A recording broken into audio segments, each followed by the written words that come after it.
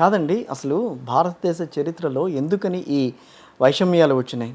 శూద్రులు, బ్రాహ్మలు, లేకపోతే రెడ్లు, కమ్మారు ఇట్లా ఈ సామాజిక వర్గాల వారీగా అసమతుల్యతలు ఎందుకొచ్చినాయి? లేదు, యాక్చువల్గా అంబేద్కర్ దాన్ని స్టడీ చేసి చెప్పిందేమో ఆధ్యాత్మిక సిద్ధాంతం ద్వారా ఈ కుల రూపాలు నిర్మించారు, కన్స్ట్రక్ట్ చేశారు అంటాడు ఆయన. The cost was constructed. సనాతన ధర్మం అంటారా దాన్ని అట్లా? అది సనాతన ధర్మ is nothing but what ever was told in Vedic literature, తర్వాత ఉపనిషత్స్ అప్ టు మనుధర్మ శాస్త్రం. దాంట్లో కౌటిల్యుని అర్థశాస్త్రాన్ని కూడా వాళ్ళు చెప్తున్నారు, but it has a different connotation also. కౌటిల్యుని అర్థశాస్త్రం నేను స్టూడెంట్గా చదివిన, అది రాజ్య నిర్మాణము, పన్నుల వసూళ్ల శాస్త్రం. అది అర్థశాస్త్రంలో ఇది వెల్ఫేర్ లేదు దాంట్లో. ఓకే, శూద్రుల దగ్గర నుంచి మాత్రమే పన్నులు వసూలు చేయాలి, బ్రాహ్మణులకు పన్ను ఎగ్జంప్షన్ చేశాడు ఆయన. అందుకని వాళ్లకు అది గొప్ప అర్థశాస్త్రం అయింది. అది చదివినాక నేను షాక్ అయినా, అరే ఇట్లెట్లుంటుంది, ఎక్కువ ధనం వాళ్ళ దగ్గరనే ఉంటుంది, వాళ్ళకి ప్రాస్టిట్యూట్స్ను ఎంత పన్ను కట్టించాలనో చెప్పాడు. సో ఆ మొత్తం గ్రంథాల సారాంశాన్ని వాళ్ళు ముందు వైదిక మతం అన్నారు ఆ పీరియడ్లో. తర్వాత దాన్ని సనాతన్ అన్నారు. సనాతన్ అంటే ఏంది? Old practice. సనాతన వాళ్ళు ఉత్త సనాతనవాది అంటే మనం తెలుగులో ఏమంటాము, చాలా పాతకాలం మనిషి, పాతకాలం అని అర్థం, పాతకాల మనిషి అని అంటారు. ఇప్పుడు వీళ్ళు సనాతన ధర్మ అంటే ఓల్డ్ ధర్మ అని, ఇది ఇప్పుడు మా ధర్మ అని చెప్పుకుంటున్నారు ఆర్ఎస్ఎస్ కానీ వీళ్ళు కానీ. ఈవెన్ మోడీ కూడా దాన్ని మోస్తున్నాడు.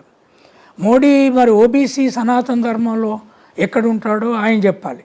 ఓకే, బికాస్ ఓబీసీలకు సనాతన ధర్మంలో చదువుకునే హక్కు లేదు, ప్రధానమంత్రి అయ్యే హక్కు లేదు. ఓకే, ఈవెన్ అంటే ఓబీసీలకు అసలు పదవులు వద్దా?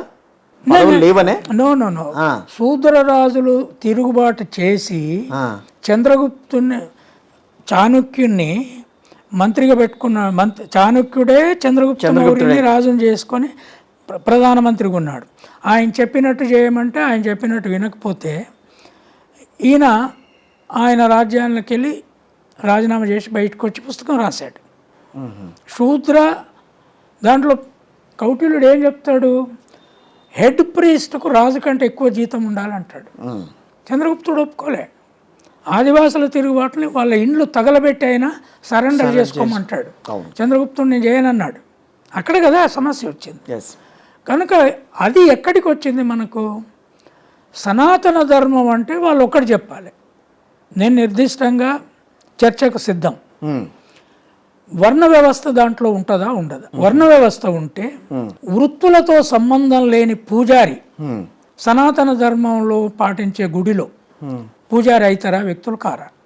ట్రైనింగ్ ఏం పెడతావు పెట్టు. అంటే వర్ణ వ్యవస్థలో పూజారి పాత్ర అనేది లేదు. ఇప్పుడు ఒక అతను చెప్పులు చేసుకుంటున్నాడు, మా తల్లిదండ్రులు గొర్రెలు కాసుకున్నారు, మా తండ్రి, నువ్వు మగవాళ్ళకే పూజారి హక్కు ఇస్తావు అనుకో. శూద్రులు, కమ్మోళ్ళు ఉన్నారు, రెడ్లు ఉన్నారు, వీళ్ళు తిరుపతి గుడిలో పూజారి కావచ్చా లేదా చెప్పు.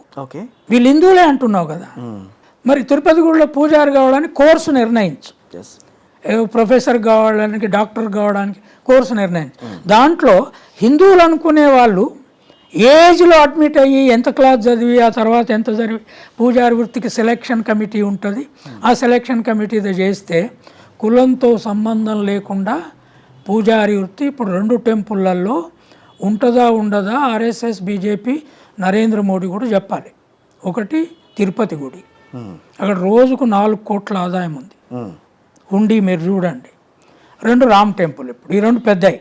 అయోధ్య టెంపుల్ ఇక్కడ వస్తే అన్ని చోట్ల వస్తుంది. ఇక ఓకే, వాళ్ళ శంకరాచార్యులు ఏమన్నారండి, 5 శంకరాచార్యులు ఒక ఓబీసీ రామ మందిరాన్ని ప్రాణప్రతిష్ఠ చేస్తే మేము రామన్నారు. దాని అర్థమైంది, ఆయన ఈ దేశ ప్రధానమంత్రి, ఆయనతో నేను అంగీకరిస్తానా విభజిస్తానా వేరే విషయం. కానీ మోడీ చాలా తెలివిగా ఒక మంచి పని చేశాడు దేశంలో.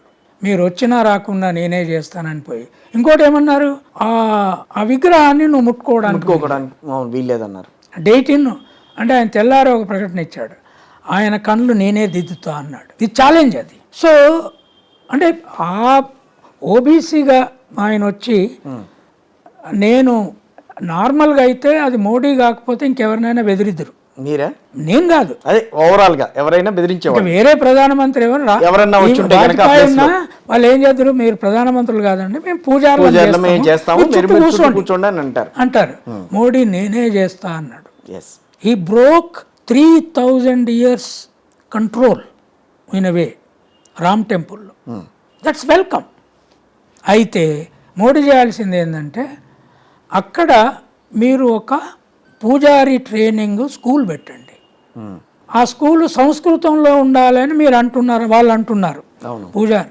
నేనంటున్నా రాముడికి దేవుడైతే ఖచ్చితంగా ఇంగ్లీష్ కూడా అర్థమవుతుంది, ఇంగ్లీష్లో కూడా ప్రేయర్ చేయొచ్చు. ఐలే గారు ఎందుకంత ఇంగ్లీష్ మీద పట్టుగా ఉన్నారు మీరు? ఎందుకున్నానంటే సంస్కృతము క్రీస్తు పూర్వము 15వ శతాబ్దంలో భారతదేశం వచ్చింది. ఓకే. అంతకుముందు వివిధ ట్రైబల్ భాషలు ఉన్నాయి మన దగ్గర. అవును. హరప్ప నగరాన్ని నిర్మించిన హరప్ప వ్యక్తి పేరుతో వచ్చింది అది. ఆయన పశువుల కాపరి, వాళ్ళకు కూడా ఒక భాష ఉంది. హరప్ప నగరాన్ని నిర్మించిన తర్వాత దగ్గర దగ్గర 500-600 ఏండ్లకు సంస్కృతం వచ్చింది. ఈ సంస్కృతము అప్పటి నుంచి ముస్లింలు వచ్చేంత వరకు, అంటే దగ్గర దగ్గర 9వ శతాబ్దం వరకు దైవ భాష, తర్వాత రాజభాష, మొత్తం రాజశిలాశాసనాలన్నీ కూడా దాని మీద భాష. ఎక్సెప్ట్ బుద్ధిజం వచ్చిన తర్వాత అశోకుడి పీరియడ్లో పాలి ఆయన ప్రజాభాష తెచ్చాడు. అంటే సంస్కృతము రాజభాషగా. అప్పుడు ఉత్పత్తి కులాలు ఎవ్వరికీ ఆ భాష నేర్చుకునే హక్కు లేదు. అంటే ఉత్పత్తి కులాలు అంటే ఏంది, ఇవాళ రెడ్లకు లేదు, కమ్మలకు లేదు, వెలమలకు లేదు. కేసీఆర్ నాకు చాలా చదవచ్చు అంటున్నాడు, ఆయనకు లేదు. వెంకయ్య నాయుడు బీజేపీలోనే ఉండి మొత్తం జీవితాంతం దైవ పూజ చేశాడు, కానీ తిరుపతి గుడిలో ఆయన బంధువులు ఎవరు పూజారి కాలేరు. ఓకే. హిందూయిజం అందరు రిలీజన్ అయితే వెంకయ్య నాయుడుకి నా ఛాలెంజ్ ఏంటంటే ఒక్క కమ్మాయినను పూజారి చేయి చాలు. కమ్మాయిన అయినాక కాపాయన ఎట్లాగా అవుతాడు తర్వాత. అది సిద్ధాంతాల్లో లేదు కదండి, హిందూ కల్ట్లోనే అలాంటి ఇది లేదు కదా. మనం కొత్తగా మనం తీసుకొచ్చేది ఏంటి దాంట్లో ఆ విషయంలో? అంటే హిందూ లేదంటే ఏంది, దేవుడు వద్దన్నాడా? దేవుడు గాడ్ సే, అది కొన్న అనాదిగా వస్తున్న ఆచారాలు అట్టాగే ఉన్నాయి కాబట్టి దాన్ని కంటిన్యూ చేస్తున్నాను. ఆచారాన్ని కంటిన్యూ చేస్తే నేను గొర్రెగాస్ట్లోని ప్రొఫెసర్ కావద్దే అంబేద్కర్ చేయబట్టి. అంతకుముందు గొర్రెగాస్ట్రోలు గురుకులాలలో టీచర్ అయ్యాడా గురుకులాలలో. ఆచారాలు అనేటివి నువ్వు నియమిస్తావు, నువ్వు శాసనాలు రాస్తావు. నేనేమో నాగలు దున్నాలి, నేనేమో పంట పండించాలి, నీ చదువు నాకు చెప్పావు, నా ఒడ్లు నా బియ్యం నువ్వు తింటావు. ఇదేమి కథ? నా తినకు, నన్ను ముట్టుకోవద్దాను, నువ్వు నన్ను స్కూల్కు రానివద్దాను, నా ఉత్పత్తి బియ్యం తినకు, నా పప్పులు తినకు. వర్ణ వివక్ష. ఈ వర్ణ వివక్షలేలోనే ఈ దేశం సర్వనాశనమయ్యి వీళ్ళు ఎవరైతే ఒక్కటి బేసిక్ సెంట్రల్ ఎడ్యుకేషన్ పాయింట్ ఏంది ఎరికైనా, ప్రకృతితో ఎవరైతే సంఘర్షణ పడరో, విద్యారంగాన్ని ప్రకృతి పోరాటంతో ముడియరో, అంటే ఏంది? ఓకే.